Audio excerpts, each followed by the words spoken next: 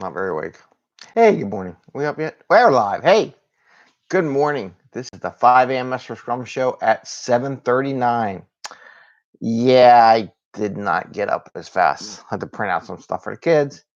And you know what? I was up late last night and things happen. And this is Greg. I'm Greg Mester, and this is the 5 a.m. Mester Scrum Show. I'm your Scrum Master and Agile Coach. And we talk about Agile and Scrum in a practical and tactical way. Sorry I'm late. It's not the 5 a.m. hour, but I did post up that we were up until we were attending a meetup in New Zealand at 2 a.m. in the morning. So the probability of me getting up at 5:30 was there. I did. I hit the snooze alarm, and I'm back. But it was fun. It was a great event.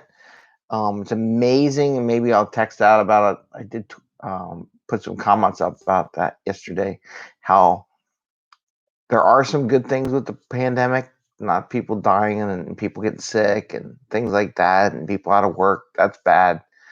But what's beautiful about human beings is they're trying new things and they're experimenting in ways they wouldn't have done normally. And because of that, they do more virtual stuff. And I know some people in New Zealand, and I'm connected with people over there. And it was a fun thing just to sit there and experience talking about Agile with people on the exact opposite side of the world, pretty much. I think there's a 16-hour difference between where I am here and there. And it was fun. It was a good expansion of thought, talking to some people about Agile around the world. And just, it was a couple people gave some presentations and just chatting with people and doing some Zoom stuff and things like that. It was good. It was fun. Glad I did it. I'll do it again.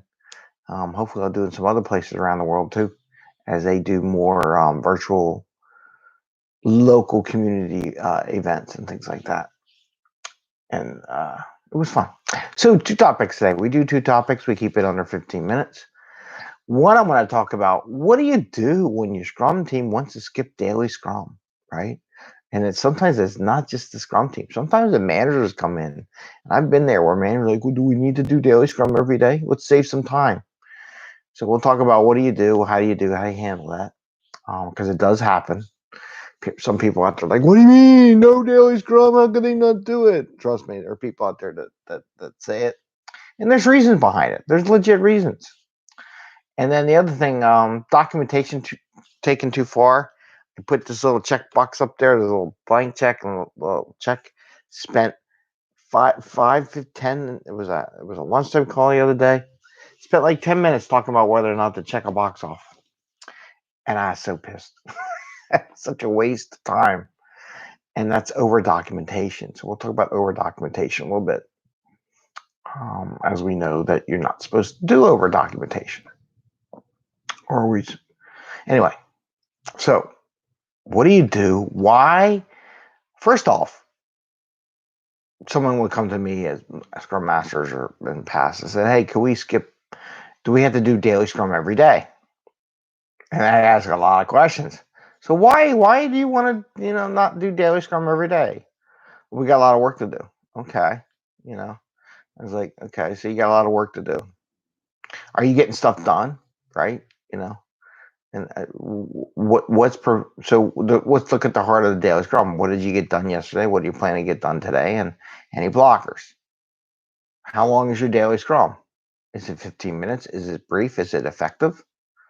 Are your people getting what they need to get out of daily Scrum? Or is it just a status brief? Is it off the center, not coordinated? There's so many reasons why people don't want to do daily Scrum because it's mismanaged. It's misrun. It's not effective. It's not to the point. It's not succinct. I can go through the whole list. When they do that, I go sit on their daily Scrum and I'll come back. Well, I can tell why you don't want to do daily Scrum. But here's my other question. There's a lot of contributing factors, and we talk about that in the past. And just want to bring it up today a little bit because I had someone say they don't do the daily Scrum every day. And part of it is they don't get stuff done, right? Now, there is a legit situation where I had a team that I was working as an Agile coach, but I was also the Scrum Master for a management team in the group that did a lot of support work. And the team when we dissect how many hours they could really spend on it, turned out they were only able to spend like 25%, 50% of their time on the stuff related to the Agile part of the team. They were doing other things on other projects. So it really didn't make sense to have a daily scrum every day because they weren't getting work done on a daily basis. There was nothing to talk about, right? So I was like, fine, let's just do it let's do it a Tuesday and Thursday or something like that, and just make sure we're all synced up and see what's going on and see if there's anything blocking, because the group wasn't legitimately spending full time on the work. But it was nice managing that way because we could see how things were going. We did the demos, we did the reviews, we kind of planned for what we did, but we planned for how much availability the team had to actually work on the work. So it helped out a little bit, but it's also okay to be flexible because, again, they weren't getting stuff done because they weren't working on it. Now let's apply that was legitimate. Only spent 25% of our time on the special project versus a full-time Scrum team. Why aren't they getting stuff done? There's 5 people on a team. There's plenty of stuff that should be getting done every day. Are we not building our stories small enough to be done in a day? Are we not getting tasks done? Are tasks taking too long? Are we blocked? What's stopping all these things? So there's a whole bunch of stuff that contributes to what it would be. And I would ask that question. If you're not getting stuff done, we're doing things wrong. And I would retrospect on it. I'd like to get down to the heart to why we think not doing daily scrum is productive. There could be a whole list. Time too long, mismanaged, people aren't paying attention, it's an outbrief, the work's not getting done in a day. We don't get anything done at all between daily scrums, which is a heck of a flag out there for that. You know, um, they get too much other stuff to. I mean, I can go forever, right? But you really need to retrospect on it, and don't just willy nilly say, "Oh, let's do daily scrum," and don't take the attitude that we have to do it because that's part of Scrum. You should be doing daily Scrum because it adds value to the team, and you need to find out why it's not adding value. Why would they ask that question, right? So that's very important. You need to do that. It's not just it is. It is why is it right? So that is what I want to talk about daily Scrum. So I started asking those questions. These are legit questions, right? And when the team says, "Do we need to do daily Scrum?" There's a legit reason why they're asking that question. Sometimes the Scrum Master has to point back at themselves. When am I effing up that my team doesn't want to do daily Scrum? Am I messing up daily Scrum or the Scrum process that much that they don't see value in daily Scrum? Is it a bunch of stovepipes where no one works with each other and they get the project done from start to grave? So there really is no reason to do daily Scrum because there's no interaction between the people on the team. Maybe something to think about, right? Okay, so that was that one. So something to take.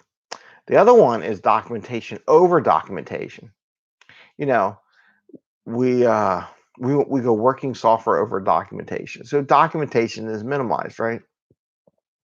So the other day, we had a meeting. We were talking about definition of ready, and they were talking about definition of fresh and how to apply it, and they were talking about these fields. We spent a good 5, 10, 15, almost 20 minutes of this 1 hour conversation during lunchtime. Again, during lunchtime, talking about these fields. And I'm like, why are you talking about these fields? And I'm going to tell you which fields they were talking about. So the whole presentation they want to share in the documentation, how to mark something in the definition ready. How do we know it's ready? They have a whole slide that went through. It was a nice slide. It kind of laid it out. And at the end, the last line was, at the end, you check the ready box in Jira that the story's ready to be worked or the feature's ready, which is awesome. Then we went into a whole thing. Well, should the checkbox be checked off when they start, or should it be blank when it starts? We literally spent 5 minutes to 10 minutes talking about whether or not the check mark should be marked or not marked. And I'm like, really? The whole entire document, the whole process is about definition ready. There's a checkbox that says ready. Do we really got to over document this and tell them exactly why and when the check boxes should be done? And it's not just them, it's another group just doing it too. And I'm like, you guys are insane. I mean, legitimately insane. and think it's over documentation. But then there was another kicker. So that was the one that really talked me off. So we had the checkbox, right? Do we uncheck it when we start and check it when we go? Right now I know where the mentality was of this other group that came up with something.